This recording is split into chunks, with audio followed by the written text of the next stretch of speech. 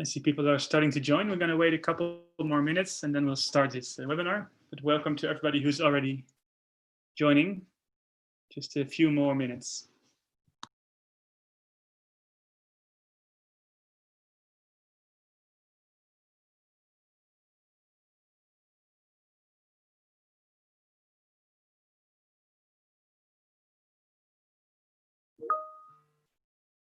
For those who are now starting to join, we're waiting for a few more moments for people to join in, and then we can start.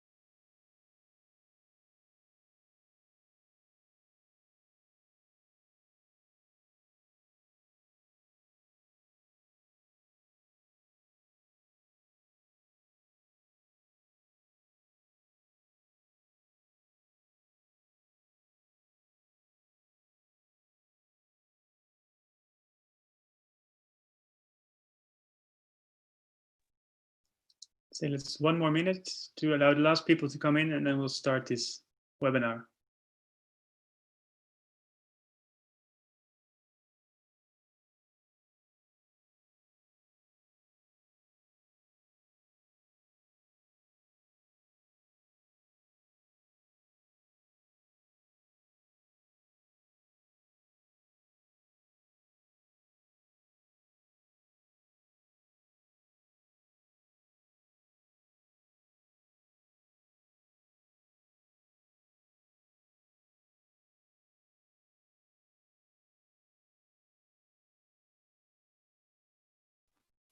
All right, I think that's a decent group to start with.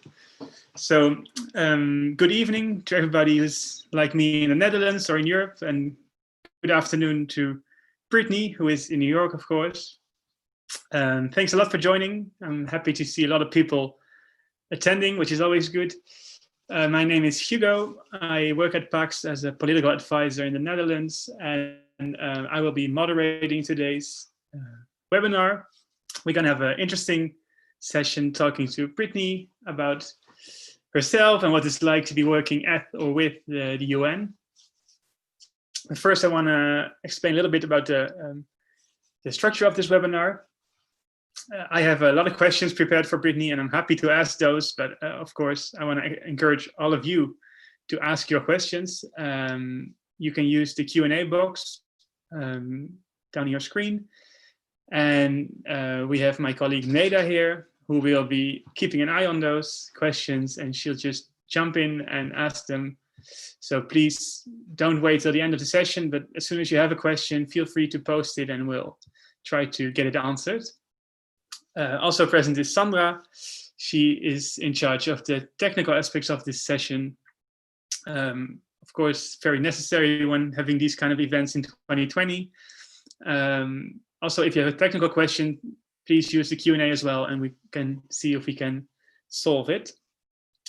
Before we go to Brittany, I want to introduce Pax to you. For those who might not be that familiar with what we do, we have a short, nice clip that Neda will start, and then we'll get back to you.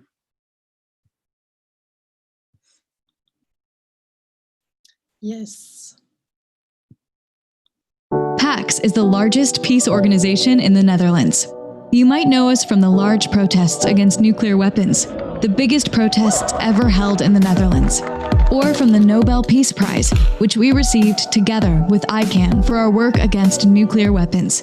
But Pax is more. We are a mix of experts, researchers, and activists who work on the front line. We connect Dutch bat soldiers to the women of Srebrenica, investigate the violence in Syria, and push large corporations to divest in killer robots, nuclear weapons, and cluster ammunition. We work with our embassies of peace towards an inclusive society. We fight for the rights of victims of violence in Colombia, and we facilitate dialogue in South Sudan. Our local partners in conflict zones are essential to us. Often we join in on their work. In spite of all the violence, they fight for peace. They persist, and we stand by them. Join us. Pax Peace. Are you in? Thanks a lot, Neda. That was a nice clip. It's time to move to the main guest of this event, of course, Brittany Roser. Brittany, would you maybe kick things off by telling us a bit about yourself? Yeah, absolutely. Thanks, Hugo. Also, thanks for calling me the main guest. I feel super flattered in the moment. And I also want to thank my colleagues, Zandra, Iris, and Neda for organizing this, and all of our colleagues at Pax. And I also want to thank all of you for sort of joining today and agreeing to listen in. And I hope that you do find what we have to talk about today as interesting as I do in my job. So thanks. As Hugo has said, my name is Brittany Roser, and I am the UN Advocacy Advisor for Pax at the UN in New York. I won't tell you too much about my job in my introduction, just because I think that likely throughout the questions, we'll go through all of the details and maybe the more interesting bits. But for now, I'll just give you maybe a little bit of my personal background. So I'm 30 years old. As I said, I currently live in New York, but I grew up in Pennsylvania. You may be familiar with Pennsylvania because it was the key swing state in the most recent US election that went now for Biden and decided that he would become president-elect. Yeah, I always sort of grew up really interested in politics. Pennsylvania has been a key battleground state for forever, so it's been something that really interested me, and it has been something that was on the table with my whole family throughout my childhood and into adulthood. And then whenever I was learning about international politics, I sort of really took off with it and decided to study that and pursue a job in this field. And that's what sort of led me here. I've now been working with the UN in some capacity for the last 5 or 6 years or so. So yeah, I can share today some experiences from my work at Pax, but also even prior to my joining Pax as well. So looking forward to your questions. Thanks. We'll be very interested to hear about that, of course. And I'm guessing we'll also come back to the elections part, because that's on top of everybody's mind right now. But maybe to start, you say working with UN. So what does it mean? Because there's, do you work for the UN, at the UN, with UN? It's, we talked about it before that it might be perceived differently, but could you tell us a bit more about what that's like? Yeah, absolutely. Thanks for asking this question and allowing me the opportunity to clarify. It's a question that I get a lot, actually, because of the sort of uniqueness of the position of being in New York, working with UN policymakers, but also being a member of the Pax organization and actually representing Pax's sort of ideals and priorities. And I see that as part of the dual nature of any role, right, is working with the UN. So I work, within UN headquarters, well, used to be, right, pre-COVID, but always working with policymakers very closely in organizing meetings, briefings, providing input for member states and UN personnel, but only on areas where we have expertise to share. But my paychecks, for example, are not paid by the UN. I'm not a UN staffer, but I work in consultation with UN policymakers. And can you say some more about how you got there? What was the path that led up to it?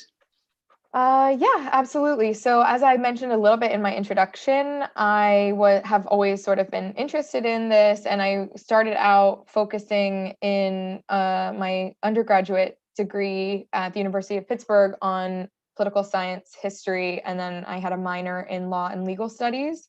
I knew I wanted to pursue sort of international law or something like that, and throughout my studies, I sort of honed in on international politics, international policymaking, and then really started working in the political sphere because I wanted to sort of transition from focusing on the legal side of things to the sort of more preemptive prevention side of things through actual policymaking.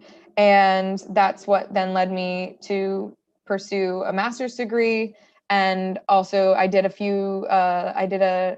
a summer course with UCLA and NYU in New York that was specifically focused on UN policymaking. And I just sort of fell in love with it, and particularly looking at sort of human security and protection of civilians in armed conflict. And that I started pursuing a job in that after finishing my master's degree. And yeah, the rest is history, I guess you could say. Now you're here. Yeah. And do you like working at the UN? Is it a fun place to be? Absolutely. It can be really frustrating because the work itself is very slow moving, right? With any large bureaucratic body, you have to get the cogs of of the bureaucratic system moving, and that can be super frustrating. But otherwise, being able to work on things that are really impacting people on a daily basis, but at very extremely high levels, is I never sort of lose sight of how in awe I am of the fact that I get to work with such brilliant people actually making change, whether it be from the local level, but the whole way up to the UN. It's very humbling, and I have to say very exciting, especially whenever you're sitting in the Security Council conference room and getting to hear what they're saying, especially when the personalities who are sort of making these decisions,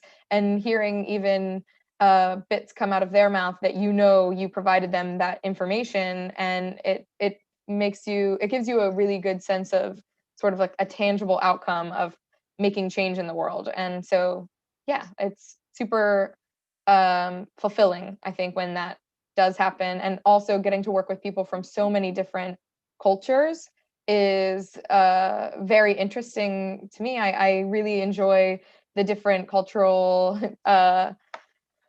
differences, and the way that linguistics even have an impact on the way that you're able to communicate. It's really exciting. I have two questions coming up. The first question you will answer later. We already had that in the schedule. But the other question is, how did you transition from the master to the labor market, especially without much work experience? I can I can talk about how frustrating that can be, how difficult it can be, and also once it's a lot of hard work, but also a lot of sort of right place, right time. Throughout my master's degree and also my undergraduate degree, I pursued internships in various different aspects of politics. So initially, I studied abroad for a semester in London, where I attended Imperial College. And during that time, I interned for a political campaign on electoral reform in the UK, for example, which was sort of cross-party. I also interned during my master's program, also in the UK, for a member of the House of Parliament, which I did policy research for. So it was that type of those may not be specific to what I'm working in now, but really getting that experience in politics, which is what I had been focusing on, and particularly in research and such, to sort of make contacts and be able to then use those contexts to help me get jobs later on down the line and experience. That's actually what got me an internship in New York initially, was sort of being referred by a colleague of mine at LSE, where I went to school, at a former job that she had worked at, and got me sort of just a foot in the door. I have to say that was very helpful for me personally, but you don't have to know someone. It's more just about diversifying and getting good experience at an internship level and or research level, getting involved in your university with different programs, and editing, for example, your university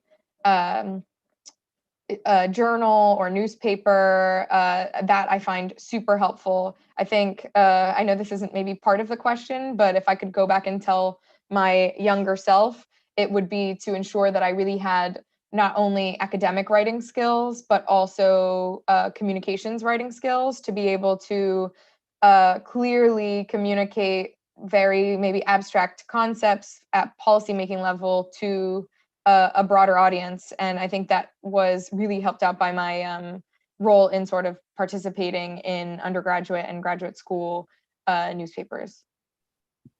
And I think the next question will also be your question, Hugo. Yeah, I think so too. I saw it pop up and I thought, we're going to ask that pretty soon. And thanks for the great advice, Brittany. I think these internships, that's sound advice. It makes your experience much richer. It's also very interesting for those organizations that are offering the internships. We also like having them over, and it's just a nice way of bringing new people into the workforce as well. So it's good to hear about that. Absolutely. Sorry, I want to add on to that I totally do agree. And I think I have learned so much more from interns and trainees that I've worked with on what the sort of latest is from an academic perspective as well. So I can't sort of stress that enough. Sorry for interrupting. No, it's very much two-way traffic, having an intern. I think that's a good thing to add. So the other question that popped up, and it's also something I wanted to ask, and I already heard you allude to it a bit about being present at the UN, but also working with grassroots. It's just to get a better insight of what your working day looks like, and maybe also pre-COVID, so without restrictions, what would a normal day in the office look like for you? Yeah, well, this will be kind of nice and enjoyable for me as well, to get to walk down memory lane to something that seemed like years ago, but really was somehow just, in February. But a normal day, it's actually quite a lot of meetings, I would say. If you couldn't tell by now, I'm a little bit of a talker, and I think that's maybe a good skill to have, or we'll call it a skill, but a skill to have for the position that I'm in as a sort of a representative of our organization, but also you have to really sort of make those relationships with policymakers to be able to get information from them, and also to build those relationships to be able to have that trust for them to get the information from you as well. And so a lot of it is, meetings at the UN. So it could be going and, as I said, sitting in on a side event or a Security Council briefing, or in a committee session. And that's really where you get a lot of the sort of subject matter material that we're working on. But also vitally important to those meetings are the sort of impromptu, okay, this person is the representative from this state, and I really need their support on this and the way they're going to vote on this, upcoming resolution. So you sort of track them down and are able to introduce yourself and really give them your sort of 30-second elevator pitch, and hope that leads to another meeting, so a meeting leading to a meeting over coffee, or a bilateral sort of more personal level meeting. So there's quite a lot of that, as well as we do. Maybe Brittany, to follow up. So you said tracking down the right people. How do you do that? Maybe to make it even more visible. Is it really just walking in those rooms and tapping someone on the back, or is it What does it look like? Sorry, yeah, I should have said this already. It can look like that.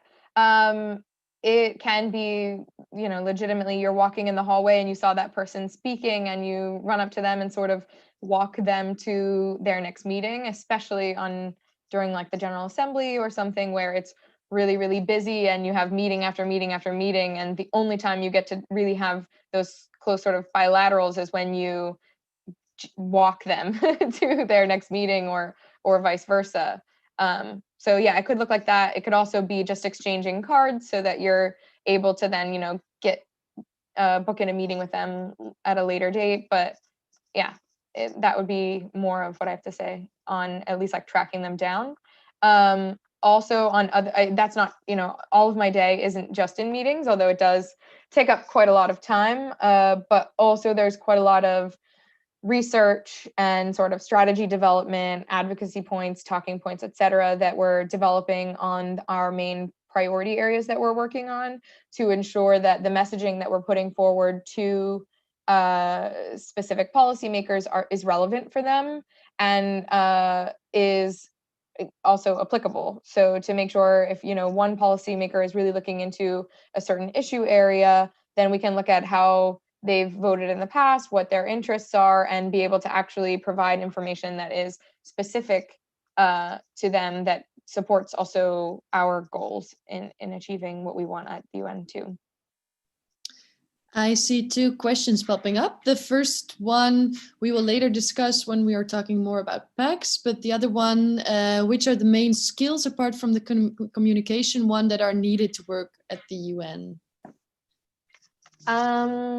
Yeah, this is actually a really good question. I think it would probably vary, but in my opinion, as I said, yes, there's the communication side, and also that goes with it the relationship building angle. So you have to be able to sort of connect with people to be able to, build those relationships to get that access, as I was discussing. I also think important is being able to manage multiple different tasks. It's something that myself and many of my New York-based colleagues who are working with organizations elsewhere or even UN member state diplomats who are not, for PAX, we have an office of one plus, a trainee at the moment, but we have to handle all of the different portfolios that our organization is working on. And, I don't need to be an issue area expert on any of them. I should at least be keeping up to date on what is relevant for the UN context, but have to be aware and at least have some sort of familiarity with the main talking points for a lot of the work that we're doing otherwise that I may not be working 40 hours a week on and may not be really completely up on all the details of. And so too do policymakers need to do that. I know for some missions, the person is covering climate and security issues, all of Africa, as well as Latin America or something. It can be quite insane. So being able to have to be able to juggle quite a lot of information and pick out what's relevant, and also to be able to defer to your actual expert, issue area expert colleagues when necessary. And I think lastly is maybe a cultural tolerance and awareness, because it can be different working with, for example, I work with predominantly Dutch colleagues at PAX. I'm American. We also have British colleagues. We also have South Sudanese colleagues, from all over. And it's the same, obviously, in the UN context. Everyone is from everywhere and they have different working methods. And so you have to be able to, I guess this sort of ties back into communication as well, though, be able to clearly set expectations, manage deadlines, and what you're actually trying to get across can be sometimes misunderstood. If you're overly firm, it could be taken as rudeness, or if you're overly polite, people may think that when you're saying no, you're saying yes. Those types of things happen all the time. So it's sort of just a tolerance and open-mindedness in that aspect as well. Yes. And another question, do you feel like your bachelor's master program prepared you well for your job? Wow, I haven't actually thought about this in quite some time, but thinking back on it now, I would say yes. I know there are certain things maybe that I would change in the curriculum to have a little bit more of a practical lens to it. So I spend a lot of my time now writing policy briefs, advocacy strategies, that type of thing. Whereas during my time in academia, I was writing through an academic lens, right? So as I said, I think it really helped me to be able to write in an editorial and more communications manner, which I didn't get from schooling alone. So I think you're really taught to write within a certain voice and tone in academia. And then as soon as you get thrown into the workforce, it's sort of like, that's all well and good, but let's do something more digestible now. And the writing style is completely thrown out the window. So I still get that a little bit in policy briefs, but you have to make them, as I said, policymakers are covering so many different portfolios all at once on so many different issues. So you have to bring it down to the core of what's important and why, and make that very clear. And I think that's where I wish in my curriculum I could have had maybe a little bit more focus on more pragmatic writing rather than just academic writing, though I do think it is important, just maybe a better balance. Yes, thank you. I think we can maybe go to the part for where you wanted to ask questions, Hugo, and then we come to the first question again for Pax. Yeah, because I think that's closely related to Pax and also to those cultural differences. So we dive into those later. And maybe just a bit about Pax. What is it that you are doing on behalf of Pax or for Pax?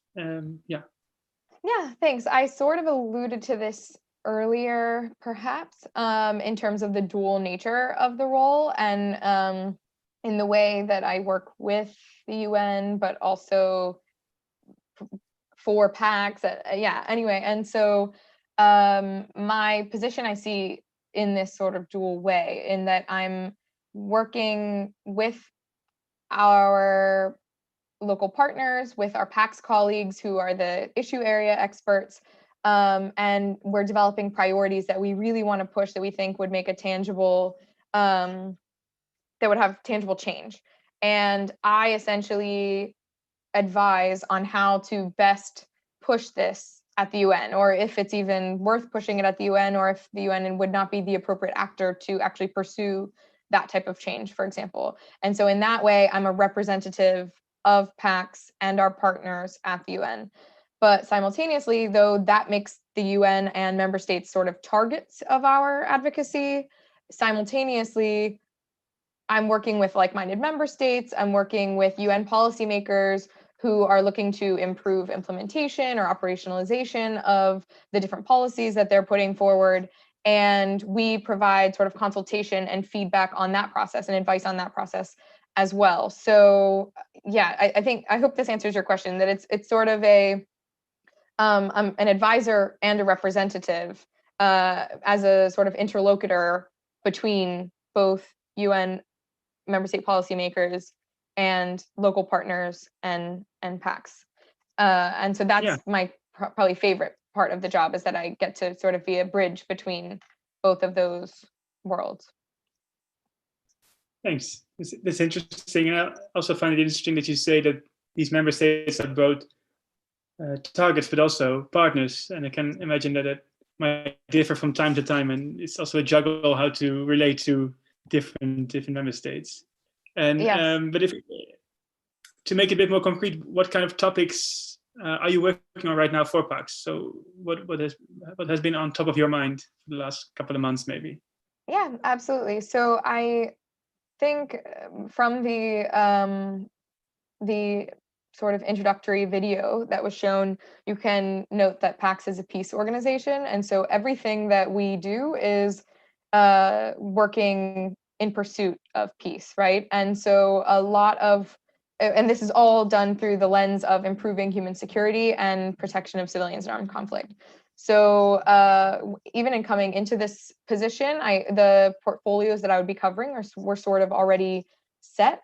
But of course, as I mentioned, there will always be things that come across my desk, so to say, on various aspects of Pax's work that may not necessarily be my priority, but I will be asked for my advice on sort of engaging with the UN or what the UN should be doing in this context or could be doing in this context.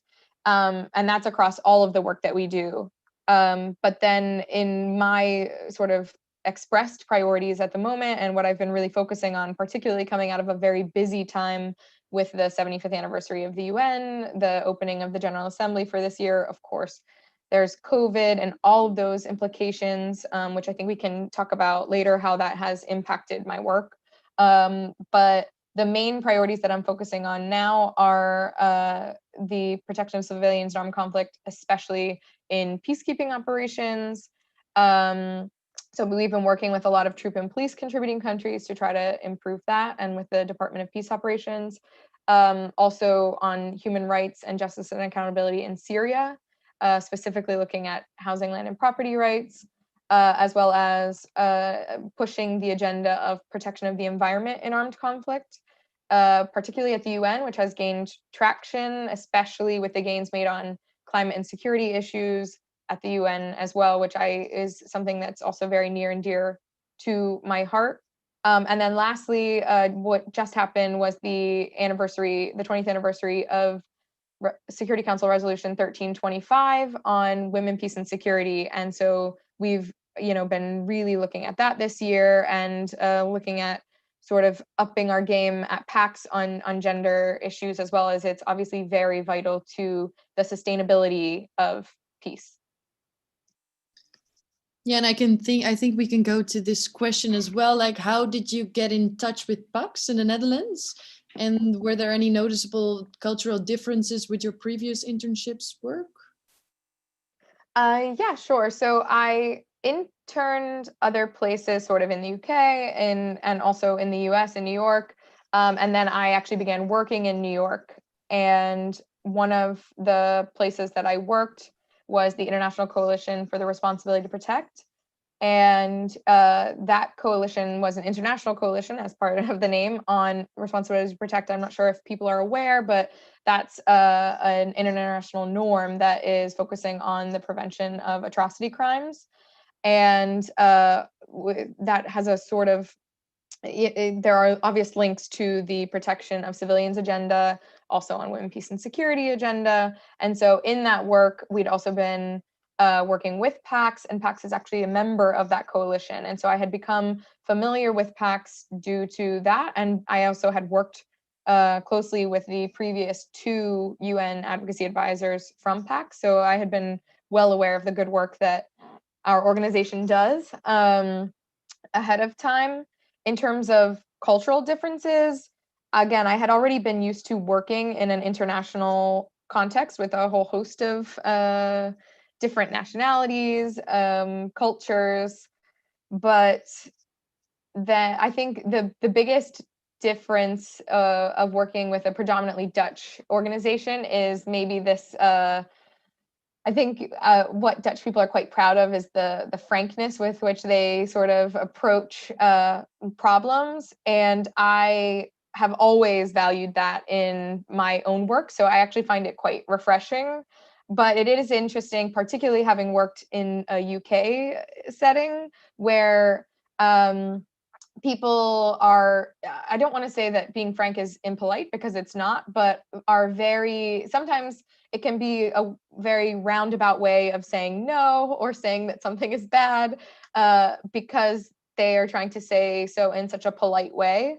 And so I then had maybe a little bit of a culture shock when all of a sudden, things need to change. This is the way it goes, the frankness with Dutch people. But I have to say, I really appreciate both. As an American, I feel that I'm maybe in between both ways, a little bit maybe more frank than British people, but not so frank as quite so frank as Dutch people. So yeah, I think I'd say that's the biggest cultural difference from my standpoint. Yeah, thank you. And that's one we always come back to, right? So it's funny to hear that.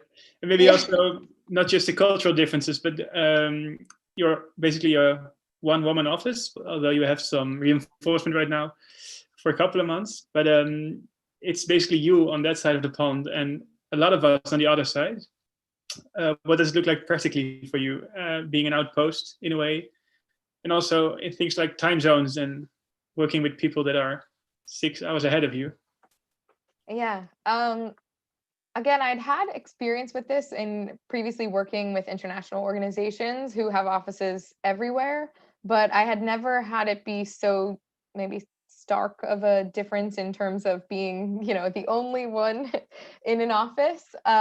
So it was definitely something to get used to, but I have to say, to the merit of my colleagues, you all always make me feel very included. And we have obviously weekly status meetings. And I think I spend most of my mornings actually on calls with people from Pax, trying to fit in all of the updates with everyone while I still have you on working hours.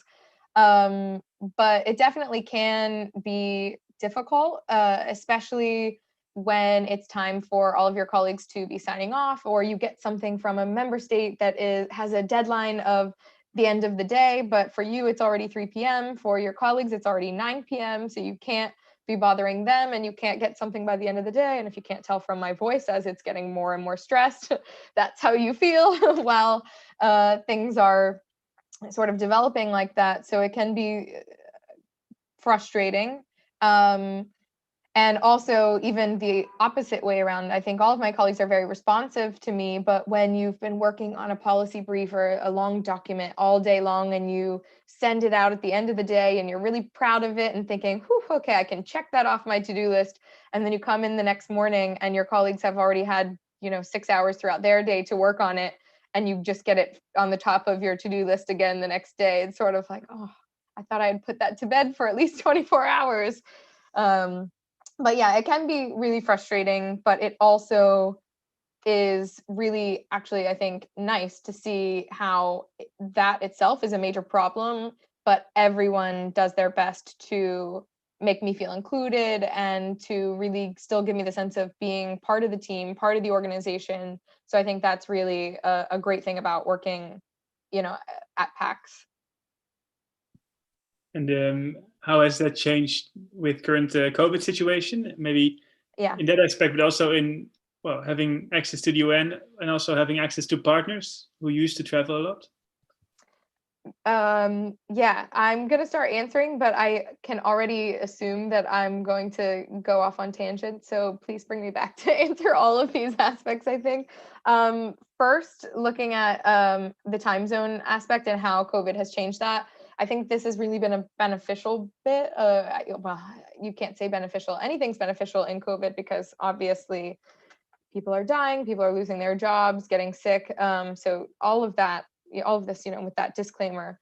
But to say that for me, now that everyone in our organization is having to work virtually and connect virtually, it's actually a lot easier for me to gain access to meetings far away, whether it be with Pax and other colleagues or conferences and such that normally I would sort of travel to, but now I'm able to connect, very quickly. Also good for the environment. But that's super helpful. However, in terms of access to the UN, things have been maybe less than ideal, you can say. I think everything started going into lockdown and whatnot in March, as it did everywhere. And the UN, it was a really big struggle because, as I was saying, the bureaucratic process it's really difficult to get rapid changes. And this is including in working methods that have been established, as I said, the UN turned 75 this year. They've been meeting as they've always been meeting in person with a certain quorum, with certain voting methods and procedures. And those things, people have been trying to reform them for years and decades even. So to have to do so to accommodate the sort of crisis situation that was going on, it was not fast. It could have been worse, I guess, to their credit, because they did end up setting up working methods. But the access of civil society, of press, the transparency, it was really awful. They were unable to actually take any proper votes on things, particularly in the Security Council, for, I mean, essentially almost a month or so. So it was really quite difficult. We actually were engaged in quite a lot of advocacy around that with other civil society organizations in New York and around the world on increasing that access and transparency. So they were able to obviously start broadcasting the meetings as they had done when they were live, starting, I think, at the end of April. And we were able to already have a major sort of series of side events around the POC, the Protection of Civilians Annual Security Council debate at the end of May, which kicked off sort of the working methods for that going forward and allowed us to have other big weeks, like, for example, the Women, Peace and Security Week at the end of October. So all of that being said, it could have been worse, but transparency and access have gotten better. But as I mentioned, a lot of the work was going to meetings, catching people in the hallways, getting those tidbits of information on what is in the resolutions, how to provide input for those resolutions.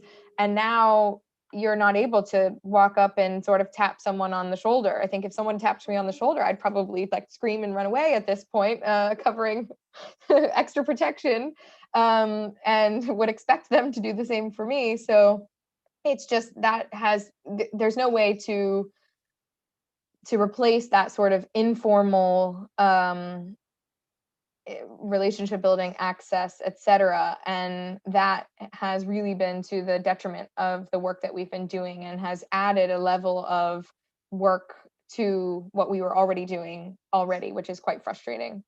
Then there was a third component to your question. Can you remind me of that, please? I was just saying, a lot of the things we say in New York are not because we think they are right, but it's because we are informed by our partners and people who are living in conflict areas or local situations. But now it's much more difficult for them to travel as well, I can imagine, or for us to travel to them. How does that affect your work? Absolutely. This has also been a super frustrating aspect. In a way, again, there was the possibility that we have partners who actually may have been inhibited from coming to the US to attend the New York meetings because of visa issues or just various access issues. And so the virtual nature of meetings have opened up doors. However, it's also the sort of Wi-Fi issues, technology access, that has now become something that has closed doors as well and provided major obstacles, and has taken away the ability for our own local partners who are so good at bringing advocacy points and really delivering home the sort of seriousness of certain issues that you can sometimes forget when you're in an office in New York with the buzz of the city going around you, and you're on to your next meeting that is about something else in another part of the world. Then when you have someone coming in who says, I just landed from X country, this is what's happening here, it is much more impactful, and I think is something that has been such to the detriment of our local partners and their own abilities to travel. It's really impacted our work. And so I do try, of course, to be representative of them and still make those opportunities available to them. But I definitely am looking forward to the times when we can all meet in person and have sort of dedicated time to pushing these specific agendas and sort of demanding the attention of policymakers on these specific issues during that time. Thank you, Brittany. I think we have a lot of questions already popping up, so maybe a bit quicker with these. Sorry. No problem. But I think else we will have short on time. Would you say your job only refers to political skills or also maybe psychological ones? I'm doing a bachelor in psychology and politics, and would be interested if the psychological part fits the job as well. I'm smiling because I actually find that super interesting, and I've said this many times. Because I also was only one class away in my undergraduate degree from getting a degree in psychology. And the entire time that I was studying, I had not intended to go in for psychology, but then I took a class, was super interested, and really pursued it to cover a lot of my science requirements in particular.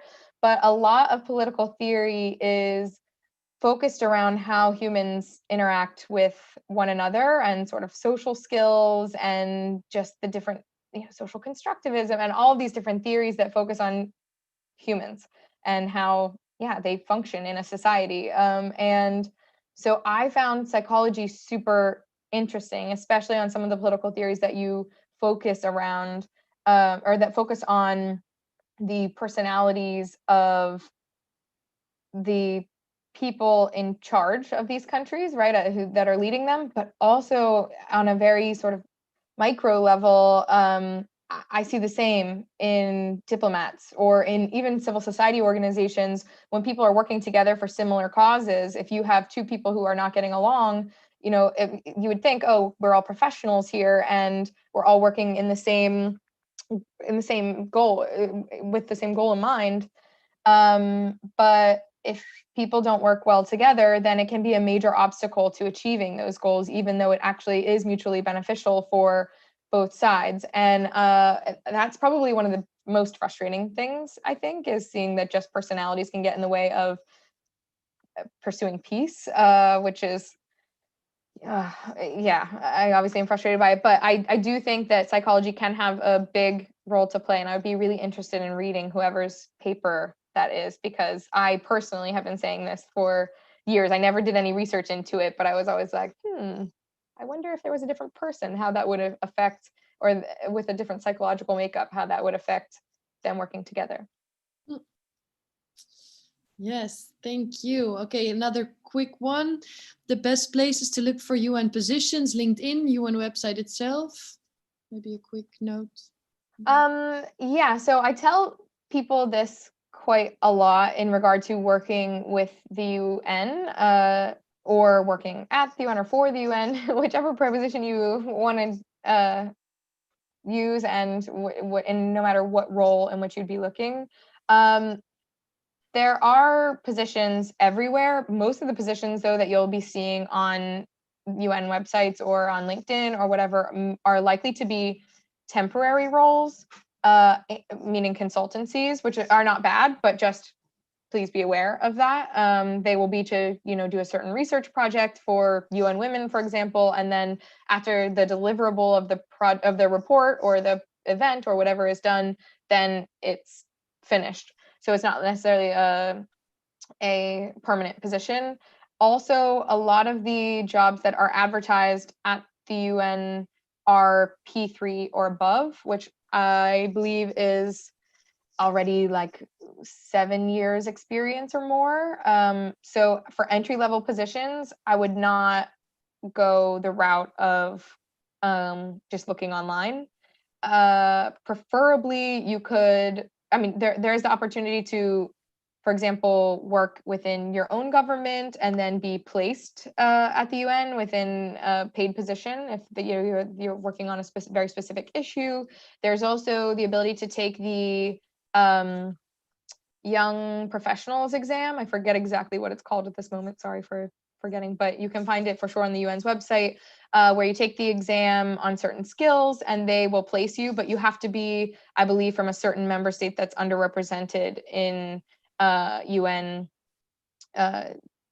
staffing. So definitely there are resources on the internet for that.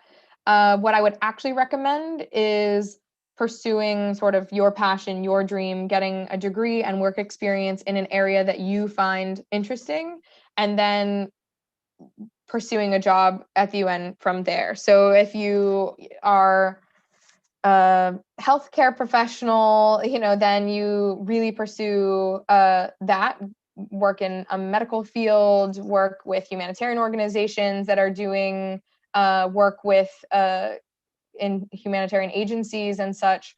and then to grow your network and to get opportunities from that, because that's where I see the most, I think, success. Plus, then if you go into the UN and you take the Young Professionals exam, for example, you could get offered a job in an area that you don't even necessarily find maybe to be the most interesting. And so you might not actually enjoy the subject matter that you'd be working on, though you would be working at the UN. Yeah, that would be my recommendation. Yeah, thank you. I think it helps for them. I have the third question is also about challenges. Did you come across upon starting your job at the UN? And I think we also had the question like, what are challenges you face? I think that connects well together. Can you answer that, Brittany? Yeah, I'm trying to think, because a lot of the challenges actually that I face, we've discussed, mostly in terms of sort of bureaucratic obstacles that can be quite annoying and that you have to get over. Also, cultural differences can cause communication breakdowns. And as I said, that relationship building is super important. Time zones, as we mentioned. Yeah, I think those are the biggest challenges, I would say. Yeah. Well, thanks. Yeah, I can also pick a question from the Q&A that I find very interesting. It's a question by Guusje, and she asked, she really likes your point about the difference between academic research and the current position you're in, your current job.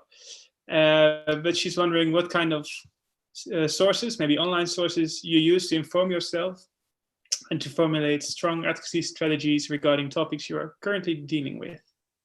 So where did you get your info from? Yeah, I would say this is going to sound really maybe not the most exciting, but I've spent a lot of time reading UN documents, so different policies, Security Council resolutions. I think one of the things that I do most is like a lot of legal language, right, around like international law policies that are written, and finding sort of the nuanced language there. I think also research reports that are put out by civil society organizations are really great for more sort of like frank and realistic assessments of what's going on the ground, including obviously reports from our own work, reports from think tanks like CIPRI or IPI.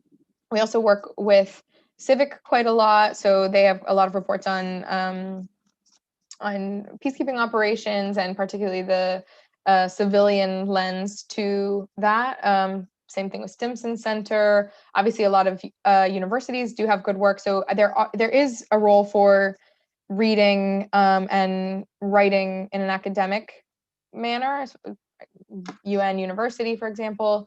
But I would say that those skills I was really well prepared for by my academic career, and then so I still utilize those, but I maybe didn't have to work on those as much as I had the communications language, writing and reading.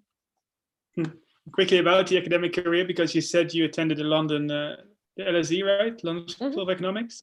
What was the master's program you were enrolled in?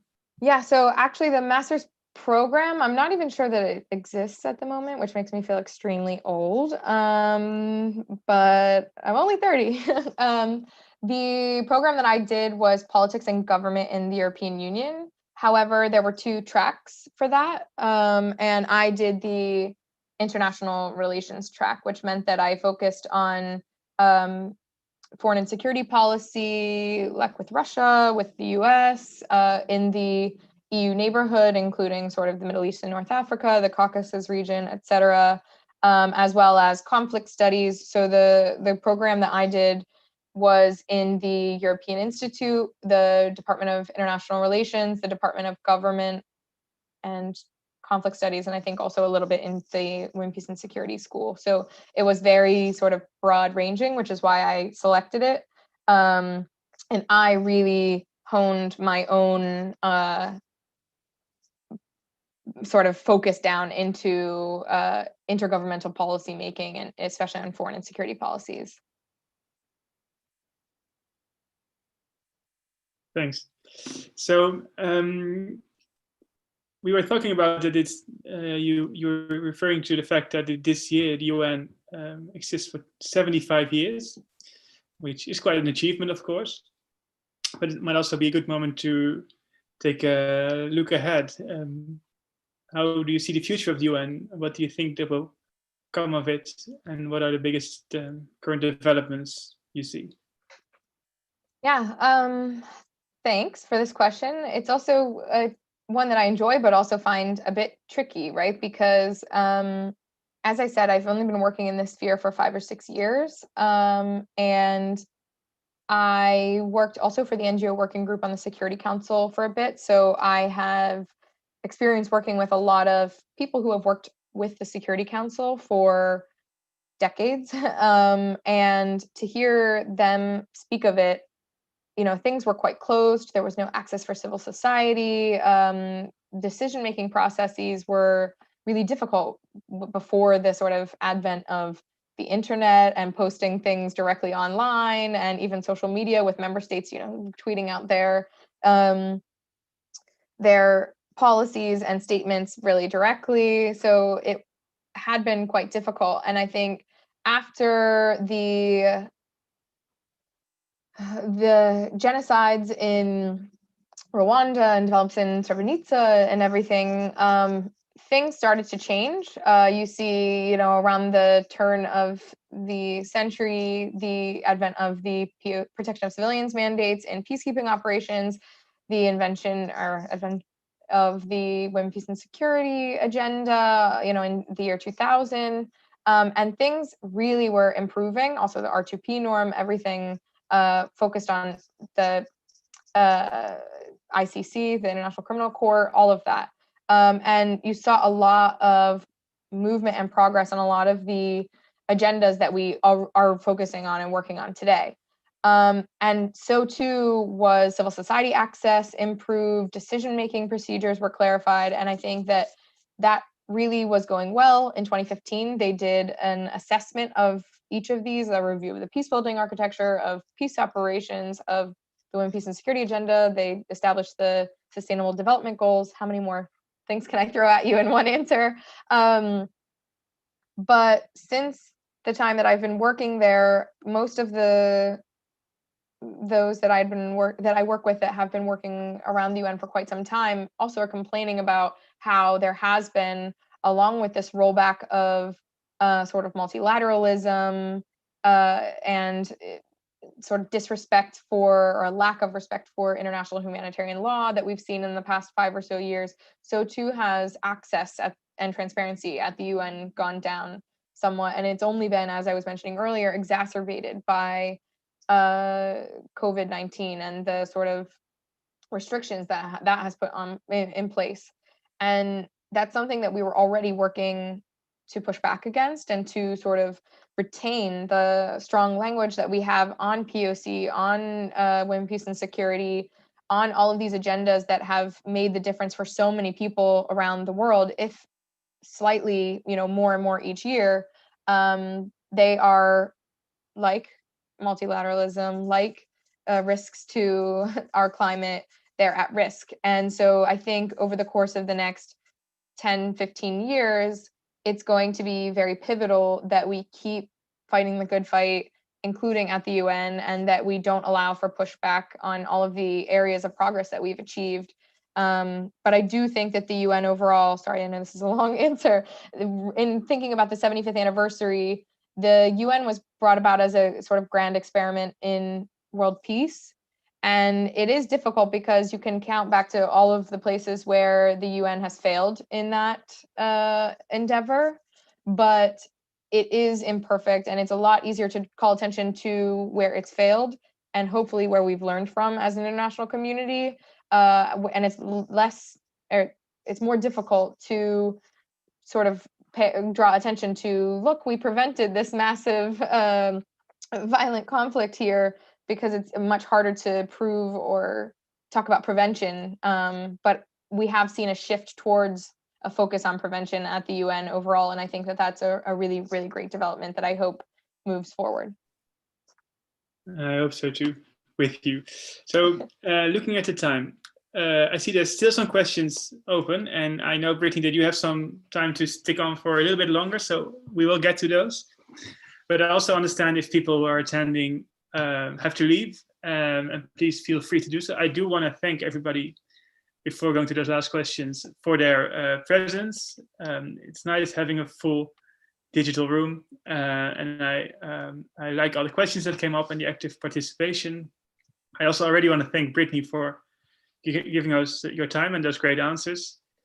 And maybe for those who are about to leave, now that you heard about Pax and what it is that we do, I want to stretch that it's really important for us to have a lot of people doing so with us. And if we want to stand up to companies, governments, anyone we feel we need to stand up to, we need to have the support of people sharing our message. So we have a system called Action Alerts. It's not like a newsletter, but it's a way to reach you when we feel like we need you to amplify our message.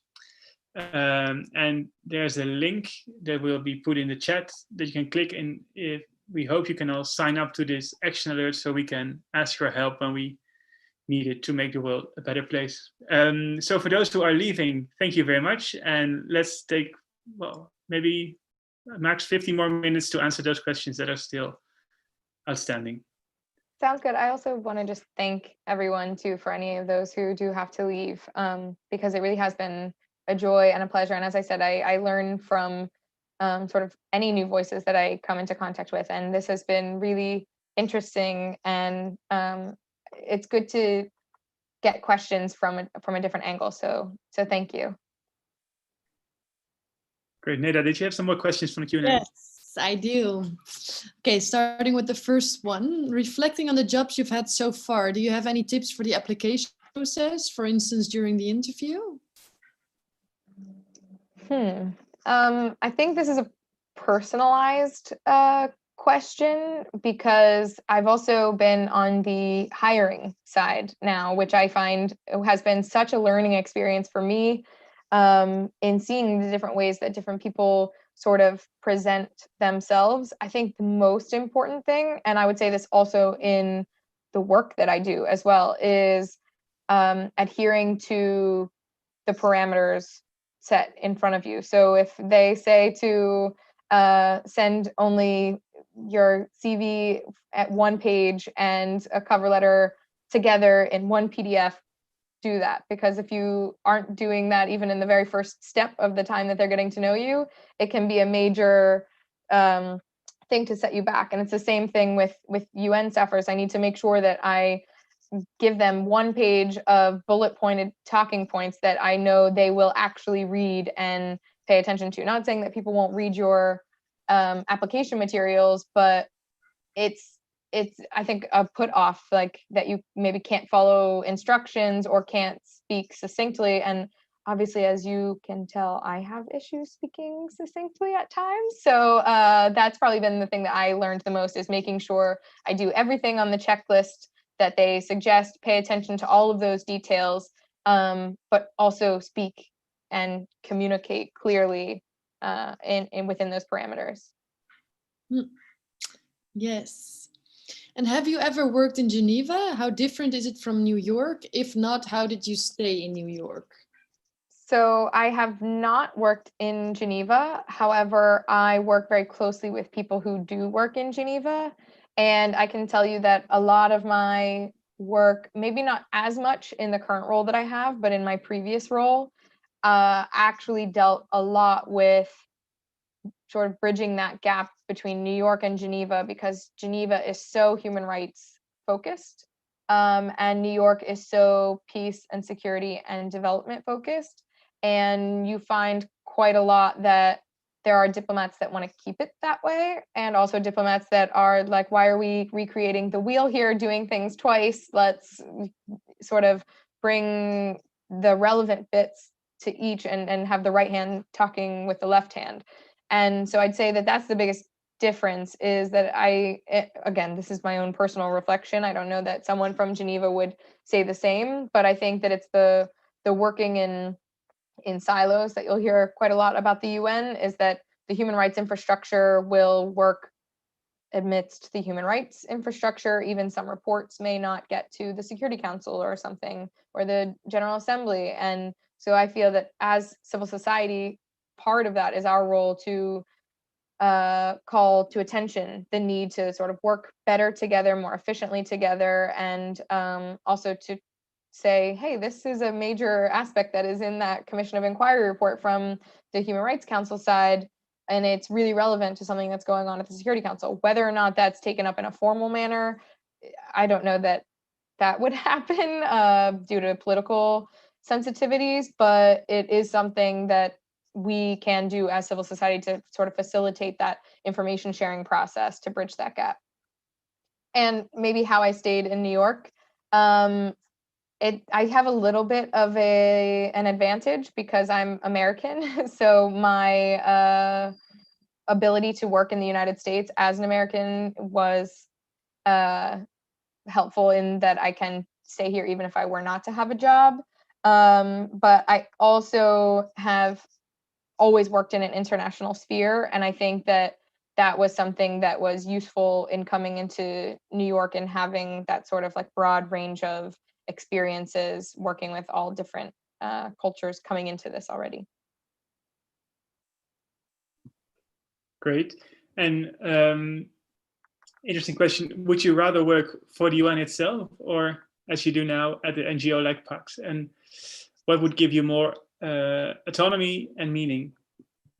I don't want to, there are benefits to both, I would say. And so I think depending on where I am in my career or what maybe depending on the job, the focus of the job and where I felt I could have more impact, that's what would make my decision. If I was offered the same job on, you know, both in civil society and at the UN, it would depend also to me, have I worked in civil society for 10 years now and it's now time for, you know, new experiences, then maybe I would take a UN job and vice versa. But definitely I would say the autonomy angle would be much greater in civil society, because UN diplomats, although they are independent from member states, it's just such a large organization that has so many checks to go through for, you know, any sort of policy that is put out, which it needs to be. I think that is, I've been saying it's frustrating, but it's also a very thorough, comprehensive process that may not always get you to where you want to go, but it can be at least sort of a lowest common denominator at times. Again, that can be a bad thing. I'm not saying that that's a solely beneficial aspect, but it can be something that at the very minimum, you know where your baseline is.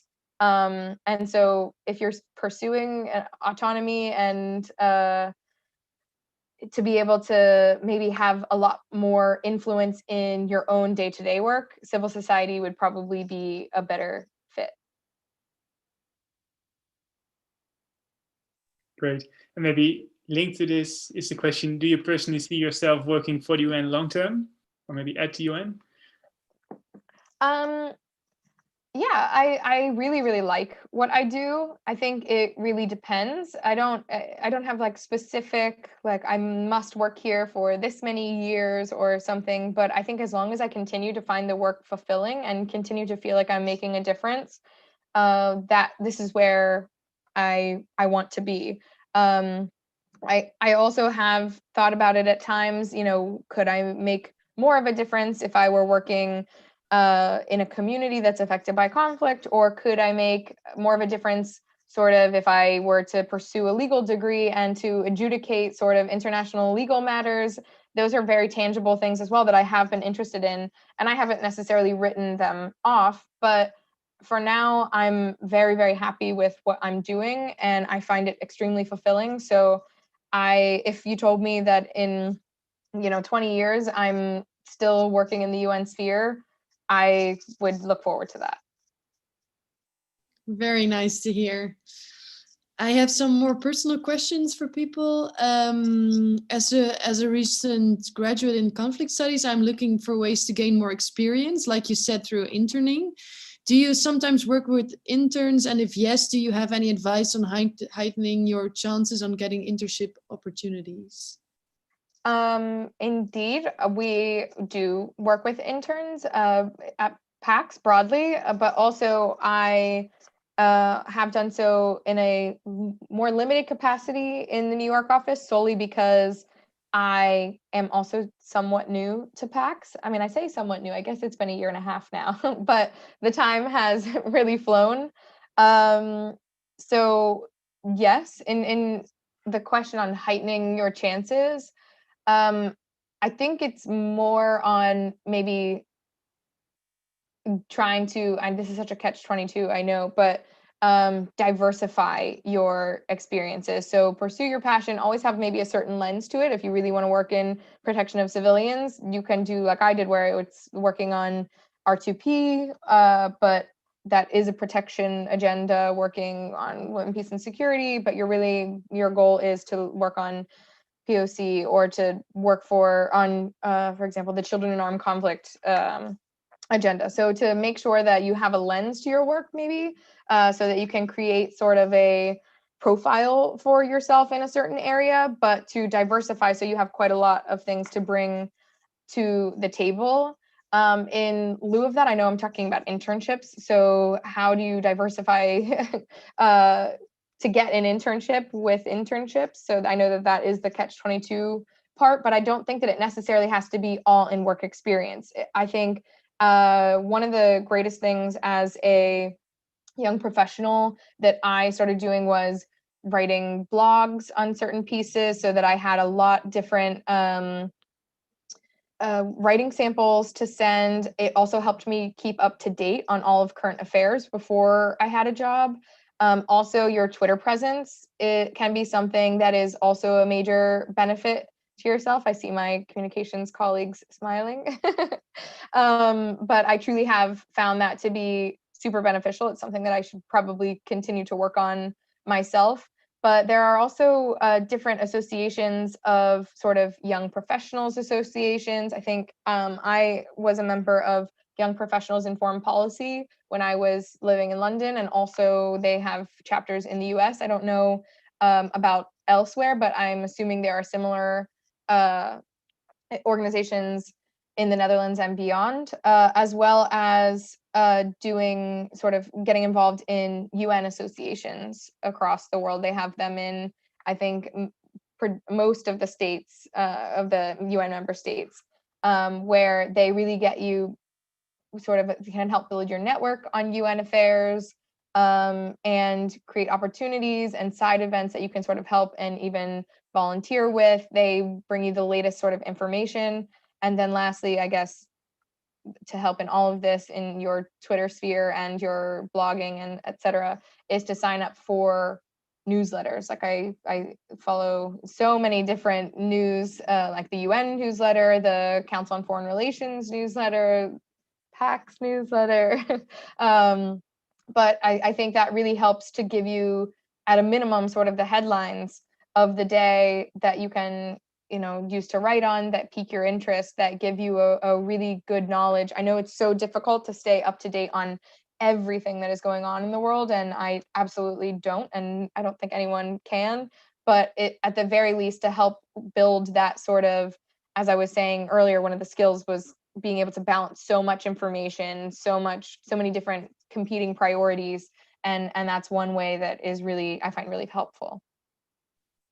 I think that's great advice, and especially those things that you can do yourself even when you're not in an official position, especially in these times with COVID restrictions, where I know that students are struggling finding the right positions and the internships, because a lot of them are frankly being cancelled, which is a shame, of course. Those are things that anybody could do, regardless of where you get hired or you don't get hired. So very useful. Thanks. Neda, I see two more questions. Yeah, the two last questions. I saw another question popping up now, but I think this will be the last two questions, because we can go on all day listening to you, but I think we have to stop it at some point as well. Okay, so the question was, do you have any book recommendations for someone who might be interested in working in the field of politics, international relations? Oh, well, that is also a very heavy question, only because I think that there are so many good books out there, but also it depends on if you're looking at sort of a theory of sort of change. I think, for example, Einstein's writings on peace are very, very informative, and it leans into a lot of sort of nonviolent aspects of change making, for example, and I really appreciate that. I'm trying to think of the book that I was just looking at. It was written by Kofi Annan. I can't think of the name of it at the moment, but really focuses on the UN, what the sort of purpose of the UN was at its founding, how it's changed. And it was already written, I would say, maybe 10 or 15 years ago. So it doesn't take into consideration all of the new reforms, but also gives a good sort of prescription of that sort of maybe golden era where we were trying to learn from our horrible, horrible mistakes in the 1990s and brought forward all of these areas of progress in the early 2000s, which I think a lot of current work is now based upon. So to have that sort of foundational knowledge, I can't think of the name of the book at the moment. I'm so sorry. I think it was something like The Parliament of Man. Don't quote me on that, but anyway, I also have it here, so I could go look for it, but I'm not going to waste your time. But those, I would say, are really, really great. Also, as an American, I have to tout the writings of Samantha Power, also on sort of preventing atrocity crimes and horrible things, and also having sort of an inside look into her time as ambassador to the United Nations for looking into direct access for the Security Council and such. Hopefully that will whet your appetite. Yeah, there are a lot of recommendations. Great. So the last question, we came to the end. What kind of ideals are motivating you to do this work, and what would you like to achieve? Beautiful last question, I think. Yeah. Yeah, except for how long do you have? No. Yeah, I think that it's really interesting for me because, as I said, I sort of studied psychology and law and politics and history, and all of that I found just super, super interesting, but also in ensuring that we don't repeat the same mistakes from the past. And I think that, as I said, the UN was sort of created in this sort of grand ideal that it would be the international organization that would be able to stop future wars, which has it? No, wars still go on. But at the very least, I think it's played a role in maintaining particularly sort of major power tensions, not taking into consideration proxy wars and such. Sorry, there's a lot of prefaces that I have here. But I do think that the priorities of sort of like democracy, inclusion, tolerance, nonviolence, diplomacy, all of those are how I would really like to see my world governed, in terms of myself and my own relationships with people, in terms of my local government, in terms of my national government, in terms of the world itself. Like, I just think that we are all people and should treat each other, sorry for the sirens, with respect and tolerance. And I think that on a very, very extremely grand scale is what the UN is set up to do. And that's also why I really love working at Pax, because I think that the goals that we have of really seeking out human security, not just state security, so not just protecting borders, not protecting security within a country, but protecting the government or something, but really protecting and garnering a peaceful environment for people to succeed and for life and happiness to be sustained. I know that it sounds maybe really grandiose, but I think that that's what really drives me and why I really love the ability to work with our partners, but also to work with policymakers. And I think that that's what sort of fuels me and keeps me going. I think that's a great final statement, and I Yeah. hope it also motivates those who have attended to maybe pursue a career in the same field, or maybe even at or for or with the UN to get rid of that.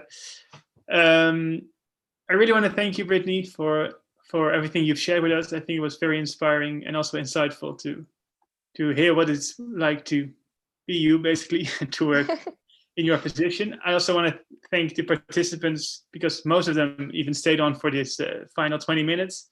So I'm taking it as a sign that it was also interesting for all of you. Please, if you haven't done so, look at the link we shared for the action alert, and also look for any future events we might be organizing. We like doing it, and I hope you all like attending. And thanks to my colleagues for arranging and co-hosting. And let's leave it there and have a good evening or night. Thanks, everyone. Thanks, Bye-bye. everyone. Bye.